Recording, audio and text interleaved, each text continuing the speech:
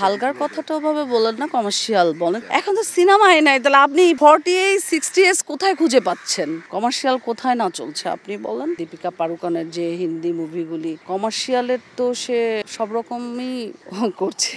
আমি বলবো যে কমার্শিয়াল তো লাগবেই। লাস্ট ছবি তুফান, ওখানে যে গানগুলি চিত্রায়িত হয়েছে সেটা কিন্তু মোস্ট পপুলারও হয়েছে এবং মোস্ট কমার্শিয়াল। এই জনগণ যখন একটা মুভি দেখতে সিনেমা হলে যায়, তখন কিন্তু তাদের গায়ে লেখা থাকে না এ জামাত, বিএনপি, আওয়ামী লীগ। শিল্পী সমিতি রাজনীতি মুক্ত একটা সমিতি হোক, সেটা আমার সবার কাছে একান্ত কাম্য।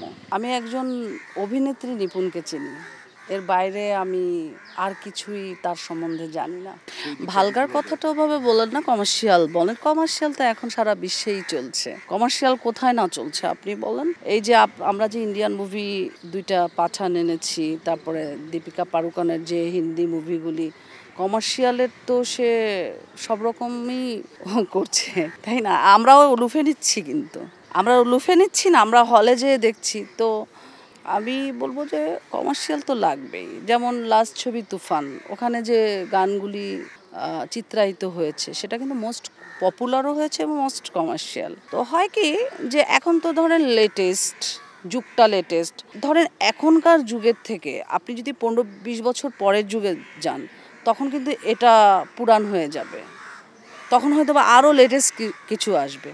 আমাদের যুগে যেটা হয়েছে হয়তো বা লেটেস্ট ছিল না এই যুগের সাথে, এজন্য হয়তো বা ওইটাকে ভালগার মনে হয়েছে, কিংবা ভালগার মনে হয়েছে ওইটা উপস্থাপন ওভাবে আমাদের ক্যামেরাম্যানরা করতে পারেনি, কিংবা আমার যারা ড্যান্স কোরিওগ্রাফার ছিল তারা হয়তো বা যেভাবে প্রেজেন্ট করা উচিত ছিল সেটা তারা পারে নাই। এটা দায়ভার শিল্পীদের না। তো এখনকার সিনেমা যদি তফাৎ বলতে হয় তাহলে বলবো অনলি সাকিব খানের সিনেমাগুলিতে প্রচুর অ্যারেঞ্জমেন্ট আমরা দেখতে পাচ্ছি। Technology, story, background, sound system অনেক হাই থটের। বাট আমাদের সময় অনেক মুভি হয়েছে, টেকনোলজি এত হাই ছিল না, কালার রেজলিউশন যেটাকে বলে সেটা এত আপগ্রেড ছিল না। তারপরেও আমি বলবো যে তখনকার মার্কেট অনুযায়ী যেরকম অ্যারেঞ্জমেন্টের ছবি হওয়া উচিত তখন কিন্তু হয়েছে। কিন্তু এখন যে শুধু আমি সাকিব খানের ছবি নিয়েই কথা বলবো, মনের মতো ছবি বানাচ্ছে যা দর্শক চাচ্ছে, বাট আদার্স ছবি নিয়ে আমি কিছু বলতে পারছি না। যদি আদার্স ছবিগুলির কম্পেয়ার আমাদের ছবির সাথে করা হয় তাহলে আমি বলবো যে আমাদের যুগে অনেক ভালো ছবি হয়েছে। আমি তো মায়ের ক্যারেক্টার, বোনের ক্যারেক্টার করছি না, সো যেহেতু আমি করছি না, যারা করছে তারা কেন করছে? এখন তো সিনেমাই নাই, তাহলে আপনি 48-60 কোথায় খুঁজে পাচ্ছেন যেখানে সিনেমাই নাই? হ্যাঁ, সিনেমা হোক, তারপরে না এই কোশ্চেনের অ্যান্সার দেওয়া যাবে। আমার সব থেকে বড় পরিচয় আমি একজন অভিনেত্রী।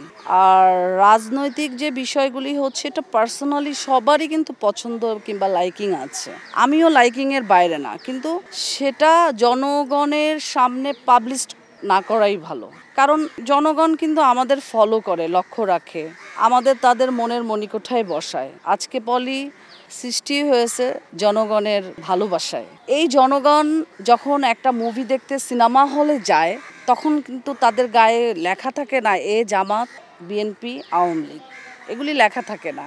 সে এক পুরা বাংলাদেশের জনগণ পছন্দ করে একটা আর্টিস্টের ছবি সিনেমা হলে দেখতে যায়। সেখান থেকে যে বিষয়গুলি হয় যে আমরা যদি পার্টিকুলারলি একটা দলকে সাপোর্ট করি, আমাদের যে অডিয়েন্স ভাগ হয়ে যায়, তখন হয় কি যে দর্শক চাহিদাটা অনেকটা ভাটা পড়ে এই রাজনৈতিক কারণে। আসলে আমি কাকে পছন্দ করব আর কাকে অপছন্দ করব সেটা একান্তই আমার মনের গভীরে থাকবে, আমি সেটা পাবলিশ করব না কখনো।